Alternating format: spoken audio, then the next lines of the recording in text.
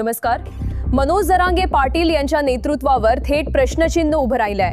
हे केवळ साधं मतभेद नाहीत, हा प्रश्न आहे निर्णय प्रक्रियेचा, पारदर्शकतेचा आणि नेतृत्वाच्या जबाबदारीचा। नवनाथ वाघमारे यांनी मनोज जरांगे पाटील यांच्यावर कठोर शब्दात टीका केली आहे। त्यांनी स्पष्टपणे नाराजी व्यक्त केली आहे आणि त्यामुळे आता आंदोलनाच्या भवितव्याबद्दलही चर्चा सुरू झाली आहे। नेमकं प्रकरण काय आहे? मिळालेल्या माहितीनुसार चिखला गावातील एका स्थानिक प्रश्नावरून मतभेद उफाळून आले। या मुद्द्यावर घेतलेल्या निर्णयांबाबत वाघमारे यांनी आक्षेप घेतला।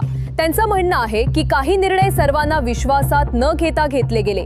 आता इथे सर्वात मोठा प्रश्न उभा राहतो, जर आंदोलन हे लोकांच्या विश्वासावर उभं असेल तर निर्णय घेताना सर्वांना का सहभागी केलं गेलं नाही? हा केवळ स्थानिक वाद आहे का की आंदोलनाच्या नेतृत्वात खरोखरच अंतर्गत मतभेद वाढत आहेत? मनोज जरांगे पाटील हे सध्या मराठा आरक्षण आंदोलनाचं प्रमुख चेहरा मानले जातात। राज्यभरातून त्यांना पाठिंबा मिळालाय। अशा वेळी त्यांच्या निर्णय प्रक्रियेवरच प्रश्न उपस्थित होत असतील तर ही बाब हलकी घेता येणार नाही। नेतृत्व म्हणजे केवळ आंदोलन उभं करणं नाही, नेतृत्व म्हणजे प्रत्येक निर्णयात पारदर्शकता ठेवणं, सहकाऱ्यांचा विश्वास टिकवणं आणि संवाद कायम ठेवणं। जर नवनाथ वाघमारे यांच्यासारख्या कार्यकर्त्यांना सार्वजनिकपणे नाराजी व्यक्त करावी लागत असेल तर आतमध्ये नेमकं काय चाललंय?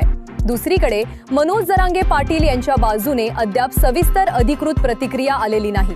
अधिकृत माहिती अद्याप स्पष्ट नाही, त्यामुळे या आरोपांवर त्यांची नेमकी भूमिका काय आहे हे स्पष्ट झालेलं नाही आणि इथेच प्रश्न अधिक गंभीर होतो। आरोप होत आहेत पण स्पष्ट स्पष्टीकरण का येत नाही? सरकारकडूनही या वादावर थेट प्रतिक्रिया आलेली नाही। प्रशासनानं औपचारिक भूमिका घेतलेली नाही। अधिकृत माहितीची प्रतीक्षा आहे। मात्र लक्षात ठेवा, आंदोलन जितकं मोठं तितकी जबाबदारी मोठी। जर नेतृत्वातच संभ्रम निर्माण झाला तर त्याचा परिणाम थेट आंदोलनाच्या ताकदीवर होऊ शकतो।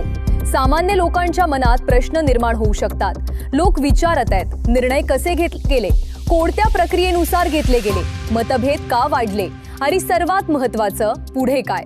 हा वाद वाढला तर आंदोलनाची एकजूट धोक्यात येऊ शकते। जर संवाद झाला तर परिस्थिती नियंत्रणात येऊ शकते। पुढील काही दिवस अत्यंत महत्त्वाचे ठरणार आहेत। दोन्ही बाजूंनी स्पष्ट भूमिका मांडली जाईल का? बैठक होईल का? की आरोप प्रत्यारोपांची मालिका सुरूच राहील? तुम्हाला काय वाटतं? नेतृत्वावर उभे राहिलेले हे प्रश्न गंभीर आहेत का की हा केवळ गैरसमज आहे? तुमचं मत कमेंटमध्ये नक्की सांगा। अशा सखोल आणि जबाबदार बातम्यांसाठी व्हिडिओ लाईक करा आणि चॅनल सबस्क्राईब करा। पुन्हा भेटूया पुढील मोठ्या अपडेट सोबत। धन्यवाद।